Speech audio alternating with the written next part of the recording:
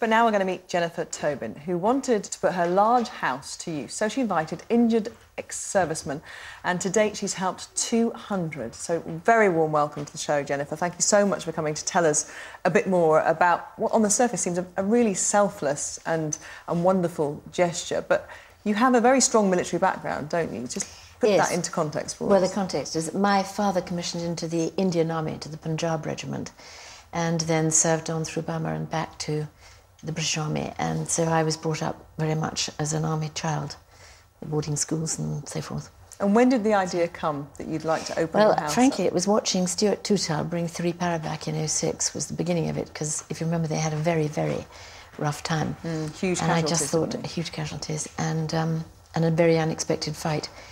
As you know, it was not expected to be a fight, and I just thought, by God, they look as if they need a holiday. So it was as simple as that. And, as simple as that, yeah. And instead of maybe raising some money and sending them somewhere else, you thought, I've got this house, come here, it's a beautiful part of the world in Scotland, they can come and they can stay with me. So did you get in touch with them initially? Well, I actually got in touch via the Royal Marines, and 40 Commando of the Royal Marines were the brave people, because who else would just expect a bird to turn up at the gate and say, I'll give your boys a holiday? It just took a bit of settling down. However, a very, very forthcoming chap came up and viewed the whole place and saw that we could do it, and I had then at that time about 15 ideas of things they could do. We live in a playground in Southwest Scotland. So what do they do when they come up then? Well, it's based on hunting, shooting and fishing in the beginning, but we've added things like coasteering and canyoning and lots of archery and sailing. Zorbing is very popular. So how many come up at one time then? 10 lads and an NCO come up, and they're all boys who've been injured in one way or another. So they're recovering, they're rehabilitating. Correct. And they're getting back to civilian life in some way. They're hopefully getting back to becoming fighting fit in the case of some, and some will eventually... So some will go back? Yes, some will go back. So the first group that came up, and your idea is now off the ground, you've got them walking around your home. Yes, the very first group, on the very first morning we went out, we went hunting, and it was as bad as it gets in Dumfriesshire. The weather was about 30 yards visibility and precipitating, as they loosely say, which means it was raining hard.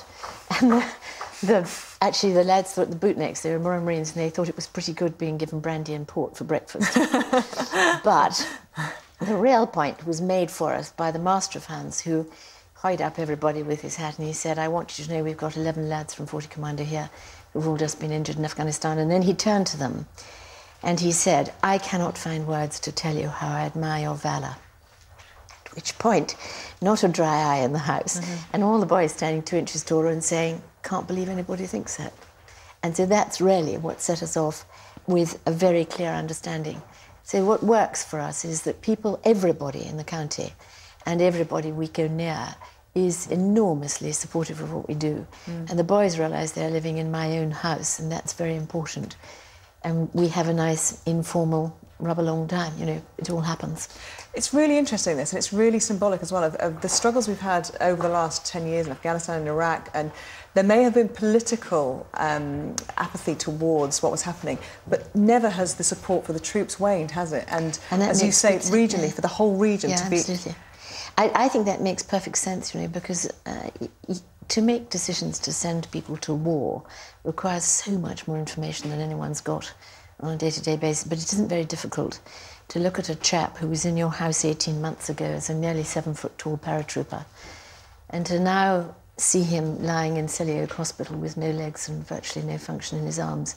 You know, this is not something we can leave alone. So you keep in touch with these guys? Oh yes, we send them all birthday cards and Christmas cards and go and hear what's happening to them.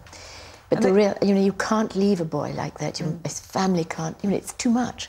We should all be doing something. And they all have families. They're not coming to you because they have nowhere else to go. This is really important. They come as a military exercise because they're on duty, and I mean, that's what holds the group together. And we send them out each day for terrific activities, which are all... But they're not working, they're having fun. They're having a lot of fun, and their activities are slightly challenging, and they're going to push boys who've injured themselves in some way. We had a boy who was, for example, we had a boy who was paralysed in one arm. Otherwise, they'd all been, this particular group, in a bad fight together. And our amazing instructor got him climbing up a 60-foot wall by strapping the injured arm to another boy's strong arm, and they went up 60 feet on 3 hands. Wow. And this was a boy who came down, you know, his body was going to work again. He'd lost confidence in that. And that must give them a huge boost in self-esteem. I think so. And a double amputee climbing 60 feet up a telegraph pole and walking along another, and then across what they call a swing bridge, which is 6 children's swings to you and me, and stepping across them. So who pays for this then? The units pay their own, the units pay as they can. And the cost is £3,000 for a week for 10 of them, or 11 or 12, or however many they send. Doesn't make a lot of difference, because we use that money to house and feed and look after them and send them out every day on jolly jaunts. But you're always looking for supplementary funds. We're looking for funds all the time, because there are 2 real reasons. There are, first of all, the development of the facilities we have available for them. That needs funding. We're making a special room for doing aromatherapy massage, for example. And the other is looking at the long-term future, because it won't be difficult to understand that boys who've been injured in this way are going to suffer pain, if not immediately, certainly later in life. We were speaking yesterday to an ex-soldier who was suffering from post-traumatic stress disorder when he came home from Bosnia, and he was raising awareness about that. Do you often see soldiers who are struggling mentally when they come to you? We make a point of not actually discussing the reason or the cause, or indeed how they are, unless they choose to talk about it.